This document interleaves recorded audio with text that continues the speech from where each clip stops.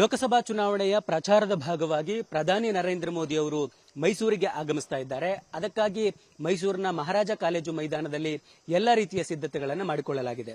ದೃಶ್ಯದಲ್ಲಿ ನೀವು ಗಮನಿಸಬಹುದು, ಅಂದಾಜು 1 ಲಕ್ಷ ಬಿಜೆಪಿ ಮತ್ತು ಜೆಡಿಎಸ್ನ ಕಾರ್ಯಕರ್ತರು ಈ ಕಾರ್ಯಕ್ರಮದಲ್ಲಿ ಭಾಗವಹಿಸುವಂತಹ ನಿರೀಕ್ಷೆ ಇದೆ. ಈ ಕಾರಣಕ್ಕಾಗಿ ಬೇಕಾದಂತಹ ಎಲ್ಲ ವ್ಯವಸ್ಥೆಯನ್ನ, ಅಂದ್ರೆ ಆಸನ ಇರಬಹುದು, ಶೌಚಗೃಹ ಇರಬಹುದು, ಕುಡಿಯೋ ನೀರಿನ ವ್ಯವಸ್ಥೆ ಇರಬಹುದು, ಹೀಗೆ ಎಲ್ಲಾ ರೀತಿಯ ವ್ಯವಸ್ಥೆಯನ್ನು ಮಾಡಿಕೊಳ್ಳಲಾಗಿದೆ. ಸಾರ್ವಜನಿಕರು ಕುಳಿತ ಜಾಗದಲ್ಲಿಯೇ ಪ್ರಧಾನಿ ನರೇಂದ್ರ ಮೋದಿ ಸೇರಿದಂತೆ ಪ್ರಮುಖರು ಯಾರೆಲ್ಲ ಸಭೆಯಲ್ಲಿ ಇರ್ತಾರೆ ಅವರನ್ನ ಕುಳಿತ ಜಾಗದಲ್ಲಿಯೇ ಆರಾಮಾಗಿ ನೋಡ್ಲಿಕ್ಕೆ ಬೇಕಾದಂತಹ LED ವಾಲ್ಗಳನ್ನು ಹಾಕಲಾಗಿದೆ.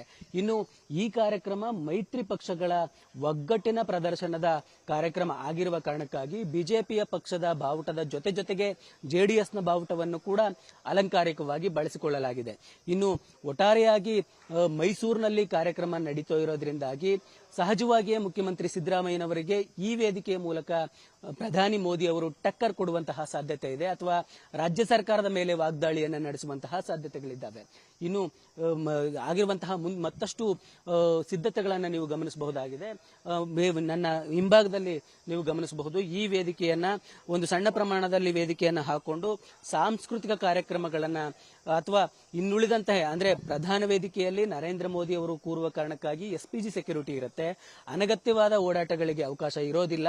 ಈ ಕಾರಣಕ್ಕಾಗಿ ಸಾಂಸ್ಕೃತಿಕ ಕಾರ್ಯಕ್ರಮ ಸೇರಿದಂತೆ ಇನ್ನಷ್ಟು ಸಣ್ಣ ಪುಟ್ಟ ಅನೌನ್ಸ್ಮೆಂಟ್ಗಳಿಗೆ ಬೇಕಾದಂತಹ ಸಣ್ಣ ವ್ಯವಸ್ಥೆಯನ್ನು ಮಾಡಿಕೊಳ್ಳಲಾಗಿದೆ. ಜೊತೆಗೆ VIP ಮತ್ತು VVIP ಚೇರ್ಗಳನ್ನು ಕೂಡ ಹಾಕಲಾಗಿದೆ. ಆ ಮೂಲಕವಾಗಿ ಬಿಜೆಪಿಯ ಪ್ರಮುಖರು, ಅಂದ್ರೆ ಪದಾಧಿಕಾರಿಗಳಿರಬಹುದು, ಮಾಜಿ ಶಾಸಕರು ಅಥವಾ ಮಾಜಿ ಸಚಿವರು, ಇಂತಹ ಒಂದಷ್ಟು ಪ್ರಮುಖ ನಾಯಕರನ್ನ ವೇದಿಕೆ ಮೇಲೆ ಅಕಮಂಡೇಷನ್ ಮಾಡಕ್ ಆಗದೆ ಇರುವವರನ್ನ ವೇದಿಕೆಯ ಕೆಳಭಾಗದಲ್ಲಿ ಕೂರಿಸಿ ಕಾರ್ಯಕ್ರಮದಲ್ಲಿ ಇನ್ವಾಲ್ವ್ ಮಾಡಿಕೊಳ್ಳಲಿಕ್ಕೆ ಬೇಕಾದಂತಹ ಸಿದ್ಧತೆಯನ್ನು ಮಾಡಿಕೊಳ್ಳಲಾಗಿದೆ.